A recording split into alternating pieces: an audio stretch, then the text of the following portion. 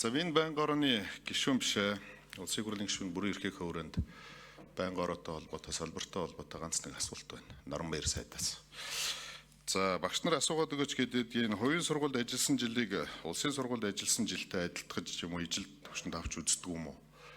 Дараа нь улсын сургуульд орохоор нөө хувийн сургуульд 10 гаруй жил багшлалцсан багш нарын ч одоо жилэнд тоологддгүй болтой. Энийг нэг асуугаад нэг тийш нь шийдэж өгөөч гэсэн хүсэлтийг иргэдтэй уулзахад салбарынхантай уулзахад тавьж байгаа санал байна.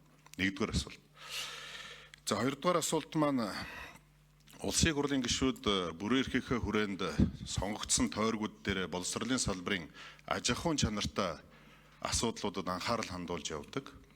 За энэ маань сургууль цэцэрлэгийн хөрөнгө оруулалт хүртээмжийн асуудлыг бол тухайн одоо сонгогдсон тойрог дээр асуудлыг одоо улсын хурлд дэвшүүлээд тойргийнхаа асуудлыг шийдвэрлэх бүрэн эрхийнхээ хүрээнд шийдэд явж байгаа аж ахуйн чанартай асуудлыг.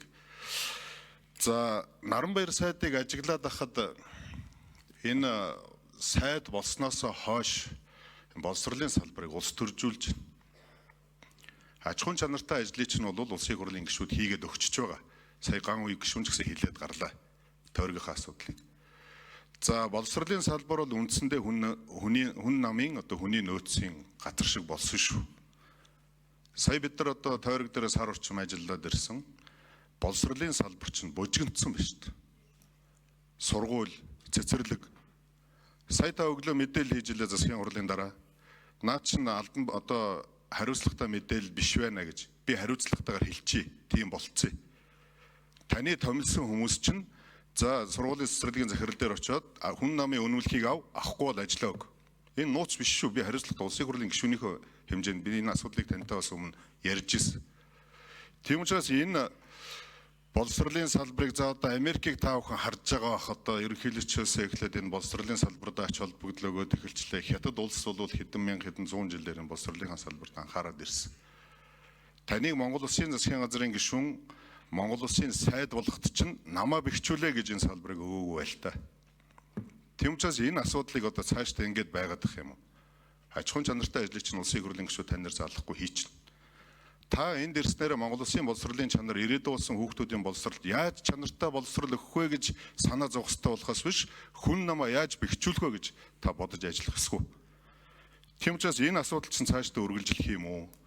За яг хэвдээ дуудахгүй хамтарсан засгаас гарна гэдгээ та маш сайн мэдж байгаа. Жаргал хавар цаг жаргалын багамттай гэдэг байга дээр жаргаад намаа бэхжүүлээд авчий гэж бодож байгаа юм. Тийм учраас багш нар чинь бужигдсан байна. За Наранбаяр сайд хариулъя. За тэгэхээр одоо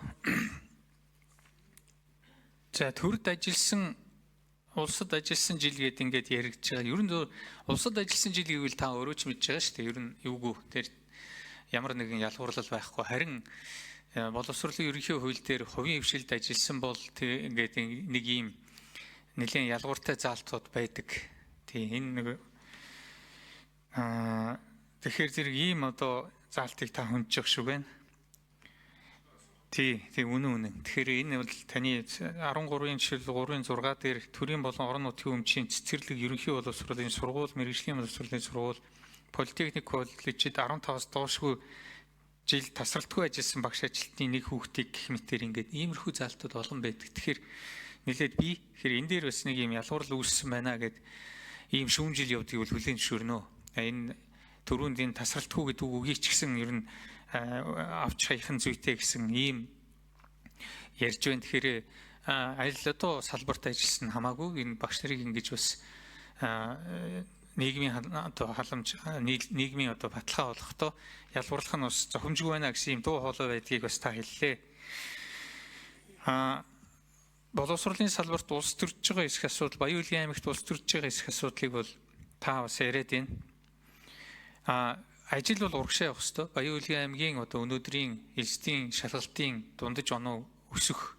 За цаашдаа бол энэ тэнд бас болохгүй байгаа асуудлууд нь шийдвэрлэгдэх юм шаардлагатай гэж үзэж байгаа болохоос биш би тэнд ямар нэгэн ус төржүүлэх юм бол хийх сонирхол байхгүй, тийм байхгүй. Түүний зэрэгцээ ер нь бол хос хэлний хөтөлбөрийг боловсруулж одоо тэнд хурдан нэвтрүүлэх, за монгол хэл заах явдлыг дэмжих, казак хэлээрээ боловсрол эзэмшхийн дэмжих, туваа хэлээр эзэмшгийг дэмжих гэх мэтийн бидний өмнө тулгамдсан асуудлууд олон байгаа.